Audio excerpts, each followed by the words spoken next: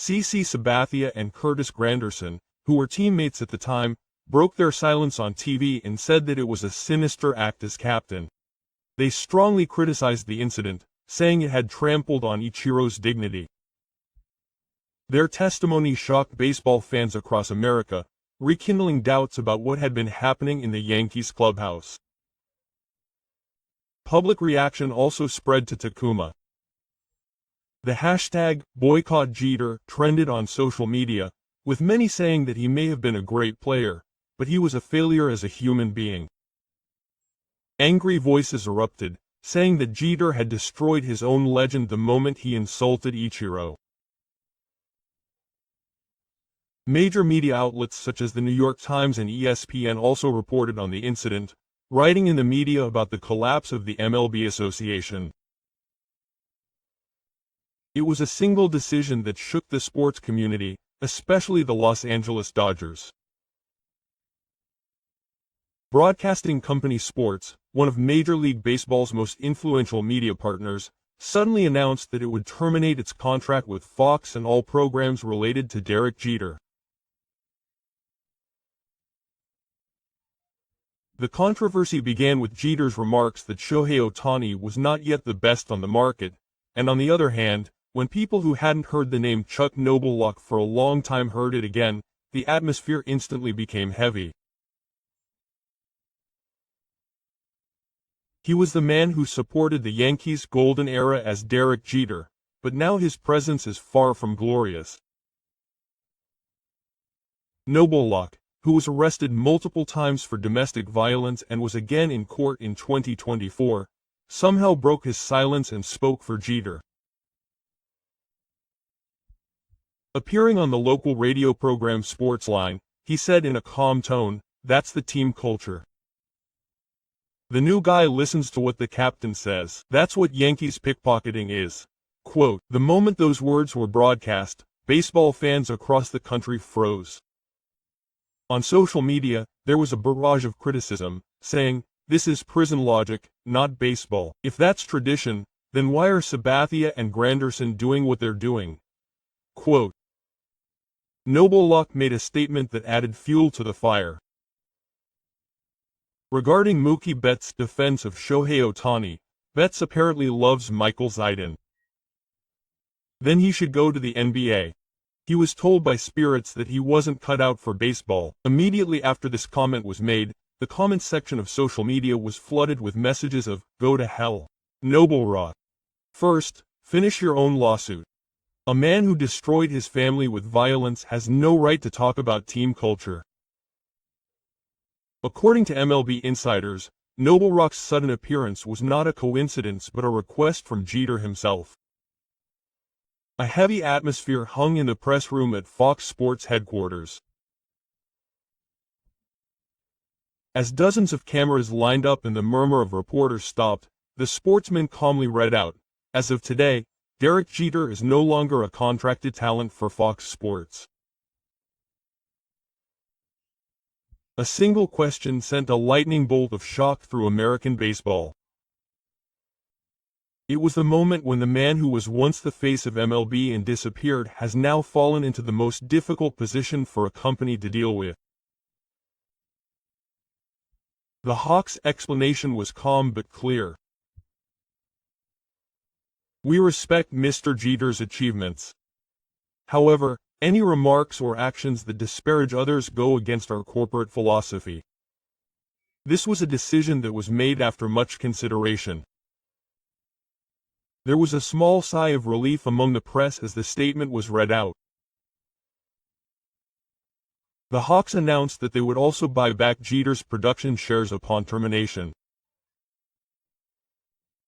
Industry insiders said the guarantee was worth several $100 million. The decision was made after intense pressure from sponsors and corporate sponsors. The cascade of sports contract terminations and the fan protests led by the Dodgers had taken a toll on Fox's brand value. According to internal marketing documents, ratings had fallen by 25% in just 1 week. An anonymous executive said, "There was no longer any reason to protect Jeter. He was a legend, but he was also a risk. Quote, the center of attention. Derek Jeter, who had once presided over many press conferences, was once again in the spotlight. But this time there was no applause or praise. A tense silence hung over the press box as everyone waited for the next words. He slowly grabbed the microphone, smiled his old confident smile, and said, "I will not accept defeat. The Hawks have made a mistake. And I will create a new era." At that moment, the flashes of light went off in unison, and the logo of his new media company, Logo Trust Sports, was projected large on the screen. Jeter continued, pointing to the screen behind him. "On this show, I'll tell the truth that no one else will. I'm going to show you exactly why Shohei Ohtani is not the greatest of all time." Quote, the atmosphere in the room suddenly became tense at that statement. As reporters roared by, he spoke in a seismic voice, saying that worshipping Ohtani has become the new trend. But his statement that greatness is about achievement, not popularity, was clearly provocative, as if he were turning the world around him for half a decade. The press conference was broadcast live across the country, and within hours, major media outlets were publishing confidential articles. The New York Times ran a headline calling it a dangerous attempt to redeem himself, and an ESPN insider credibly described it as the biggest act of self-destruction of his career. An MLB network commentator said it was the latest in a series of self-destructions. Mookie Betts sat before the microphone on the podcast inside the clubhouse, his temper flaring. When the host asked him what he thought of the comments made by Jeter and his friend Norbrick, Betts smiled slightly, but his eyes were serious. "I'm not going to mention that guy's name.